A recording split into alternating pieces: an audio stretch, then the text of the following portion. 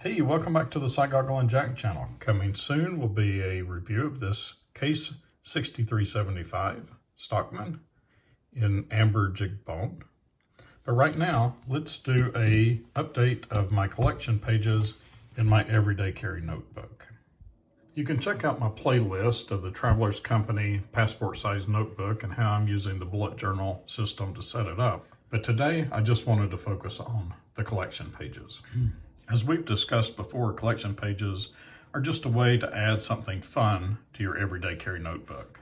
I'll show you the three that I have that may give you some ideas of some collection pages that you could add to your everyday carry notebook. And I'll go over some of the pros and cons of doing collection pages on such a small notebook.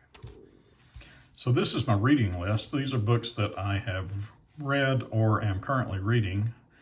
And I've read The Templars, really good. Dan Jones, I've read another one or two of his books. And Ender's Shadow. And if you're familiar with Ender's Game, either the movie or the books, this is a spin-off of that series of books. It's really, really good. I read The Regulators by Stephen King. I did a series of books by Dean Koontz, the Nameless series. These are really quick reads. They're only about 60 pages long. I think I've read all of this on Kindle. I know I have. I've read all this on Kindle. But I think my wife has a copy of that in hardback. I may pick that up and read that after I've forgotten it for a while. Zane Grey. Read some Zane Grey as a teenager. Last year I read a lot of Louis L'Amour and reread the Lonesome Dove series. It was one of my favorite series of books. Zane Grey is kind of along the same lines of maybe James Fenimore Cooper, but a more modern James Fenimore Cooper, I guess. Or at least this one book is, Spirit of the Border. It's really well written. I'm really enjoying that. And I'm also reading A Bridge to Light. I like to keep a nonfiction and fiction book going at the same time. And that way when I get a little bored with one, I can switch back and forth. I just can't read two fiction books at the same time. I get the plots mixed up, but I can usually handle a fiction and a nonfiction at the same time. My next collection is tobaccos, cigars and pipe tobaccos. And I kind of made a mistake when I set this up, is I didn't allow myself enough pages. So I am going that direction with my tobaccos and that direction with my next collection, which is spirits. I've sampled CAO Flathead. This was a cigar. I'm going to pass on that. I'm not going to smoke that again. Started coming wrapped, had a real strong manure compost smell, not while you were smoking it, but just right out of the wrapper. And a little bit of that is fine, you know, some barnyard compost kind of smell, earthy, but that was a little bit too strong. And a lot of CAO stuff. My favorite cigar so far this year has been this Arturo Fuente Gran Reserva. That was a Churchill. Took a while to smoke it. Almost an hour. It was really, really delicious and relaxing. And the rest have been CAO. I kind of on a CAO kick.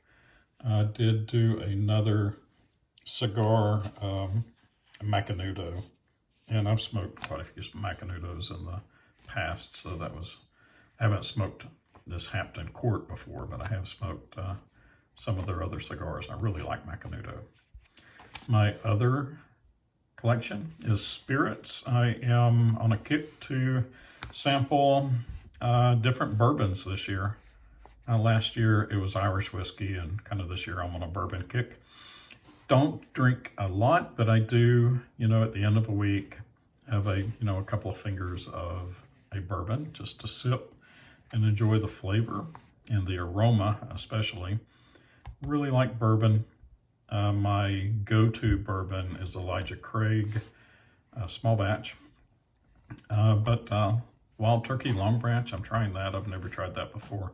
I've had the Wild Turkey a reserve line. I'm not sure what it's called.